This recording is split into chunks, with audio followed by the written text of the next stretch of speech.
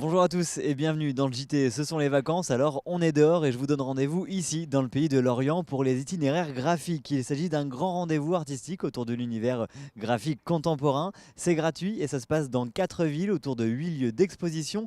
On vous en parle dans un instant juste après les reportages de vos rédactions de TBO et TB Sud. A tout de suite.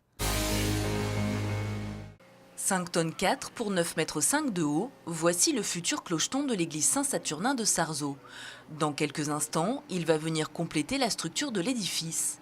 6 mois auront été nécessaires à sa conception. On a fait des dessins, présentés, fabrication en atelier pendant 1 mois à peu près, et puis après assemblage ici sur le chantier. On a toujours un peu d'appréhension, malgré que on a un peu d'habitude pour ce genre de travail. Le moment du levage, c'est la cerise sur le gâteau en fait. Depuis 1989, l'église vivait sans son clocheton, retiré pour des raisons de sécurité. La structure le supportant s'était fortement dégradée et menaçait de s'écrouler. Grâce à des documents d'archives, le campanile a été reconstitué dans son ensemble, avec une première phase de rénovation il y a 5 ans. Le campanile, c'est comme un iceberg. Il y a la partie qui est supérieure que l'on voit et il y a au moins le triple de structure bois à l'intérieur dans le volume de comble de l'église. Voilà le travail qui a été fait. Donc on a remplacé, restitué des poutres métalliques pour supporter ce campanile. Ce mardi matin, sous les yeux de nombreux Sarzeautains, le clocheton composé de plomb et d'ardoise est tissé à 26 mètres de hauteur en seulement quelques minutes. Ça fait plusieurs mois qu'on voit déjà le clocheton sur la place de la mairie. Et j'avoue que là, ce matin, c'était l'occasion à ne pas manquer. Il paraît que ça se change tous les 400 ans, donc on n'est pas prêt de revoir l'opération. Il a été refait avec les méthodes anciennes, mais avec du matériel qui va tenir. Donc on peut estimer qu'il va durer au moins aussi longtemps. Donc c'est pour ça que finalement ce spectacle, on a l'occasion de le voir aujourd'hui. Et ceux qui le verront seront dans maintenant plus de 400 ans. 30 ans après l'enlèvement du clocheton, l'église du XVIIe siècle retrouve ainsi son aspect d'origine. Investissement total de ce projet porté par la municipalité, 400 000 €. De retour à Lorient sur l'ancienne base des sous-marins. Le sous-marin Flore fait partie des 8 lieux d'exposition cette année pour les itinéraires graphiques. Alors derrière l'événement, c'est l'École européenne supérieure d'art de Bretagne et la ville de Lorient. Delphine Baligan de l'ESAB, bonjour. Bonjour. Pourquoi itinéraire graphique existe? Eh bien, itinéraire graphique est né parce qu'il y avait une volonté des acteurs que vous venez de citer, l'école et la ville de Lorient, de créer un événement autour des arts graphiques contemporains. Ouais. Donc c'est une biennale qui existe depuis 2010 et l'idée, le principe des itinéraires graphiques, c'est d'être vraiment très large sur les arts graphiques. Donc en fait, on va brasser l'art de l'affiche, de l'illustration, le dessin contemporain, l'estampe, la bande dessinée. C'est vraiment un événement très très large. Et puis, il y a de quoi voir puisque pour cette 5e édition, il y a une vingtaine d'artistes qui sont au rendez-vous. Les univers sont variés. Alors moi, j'ai un petit coup de cœur pour celui de Boris Jacobec. Il sort d'ailleurs, lui, de l'école d'art de Lorient. Vous cherchez cette complémentarité entre les artistes confirmés et les jeunes oui. Créateurs, les nouveaux qui sortent aussi de l'ESAB? Oui. Alors la complémentarité, on la cherche sur chaque édition et entre les éditions aussi, parce que c'est assez différent d'une édition à l'autre.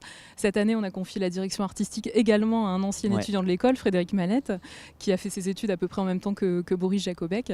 Donc effectivement, Boris Jacobec, c'est un artiste qui a une 40aine d'années maintenant et qui évolue beaucoup. Alors donc il pratique l'affiche, en fait, c'est un créateur d'affiches et de pochettes d'albums aussi. Ouais. Il évolue dans le milieu de la musique.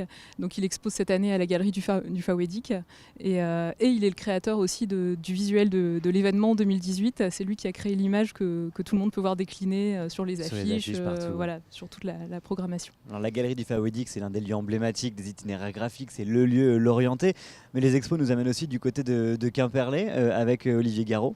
Oui, Olivier Garot, jeune artiste également, qui présente vraiment une exposition, un accrochage assez chouette. Donc c'est un graphisme assez contrasté, simple, efficace, avec une véritable économie de moyens. Il travaille sur papier quadrillé avec un feutre noir, donc c'est très, très graphique, très contrasté, noir et blanc. Et donc il y a un accrochage sympa avec des œuvres fixes et des petits films d'animation. Et il a été aussi invité par la médiathèque à intervenir. Donc il est arrivé quelques jours avant l'inauguration de l'événement pour dessiner allait intervenir à même le mur de la médiathèque. Il a fait donc ce qu'on appelle un wall drawing. Donc tout ça est à découvrir, effectivement, c'est un bel accrochage. Alors, ce qu'il faut retenir justement, c'est qu'il y en a pour tous les goûts, de toutes les formes et de tous les styles. Oui, c'est vraiment éclectique. Je pense à ce qu'on peut voir à l'Artothèque, la galerie Artothèque d'Hennebont.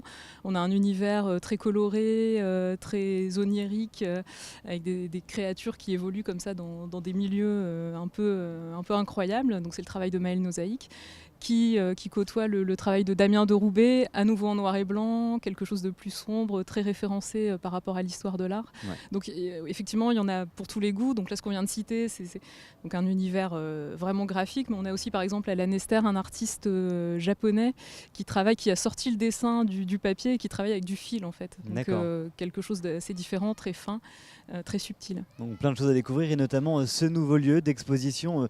Il est ici, c'est autour du sous-marin Flore. On va en parler avec Anne-Marie Bressolier. Anne-Marie Bressolier, bonjour. Bonjour. Lorient là-bas, c'est un peu le spot en devenir de Lorient. Alors c'était presque naturel finalement qu'Itinéraire graphique nous y amène aussi. Oui, tout à fait. Notre vœu dans l'organisation d'itinéraires graphiques, c'est bien d'élargir notre champ et d'investigation et de partenariat pour être vraiment dans différents endroits de la ville. Ouais, alors sous-marin, on passe devant finalement sans presque plus le voir quand on est l'orienté. Là, avec le travail d'Elsa Tomkowiak, on le découvre d'une autre manière. Expliquez-nous. Oui, l'idée, alors déjà, c'était un désir de l'équipe de la Célor qui gère ce site. Ouais. De travailler avec nous pour cette édition d'itinéraire graphique.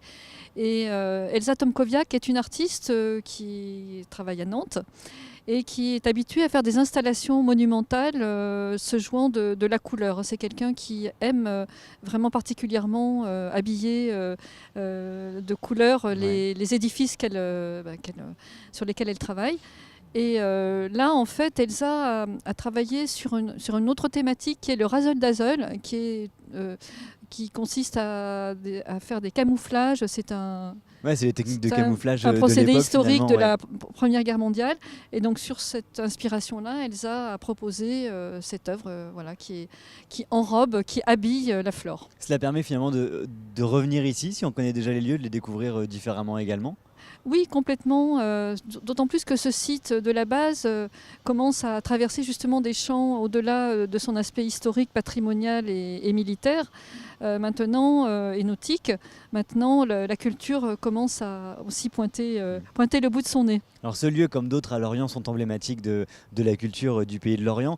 C'est des lieux qui tissent un lien particulier avec le festival, avec Itinéraire graphique. Oui, complètement. Donc Lorient a son identité qui lui est propre, et je pense que l'intelligence du travail que l'on tente en tout cas de mener ici, c'est de jouer aussi de l'histoire de la ville et de proposer des rencontres entre l'aspect historique de la ville et des pratiques artistiques contemporaines. Bon, en tout cas, toutes ces œuvres et ces lieux sont donc à découvrir jusqu'au 16 décembre ici dans le bassin de vie lorientais. Il y a un site web pour la programmation complète, c'est itinéraire-graphique au pluriel.lorient.fr. Merci à vous. Merci. Merci également Delphine Baligan. Merci à vous de nous avoir suivis. On se retrouve demain pour un nouveau JT. Salut.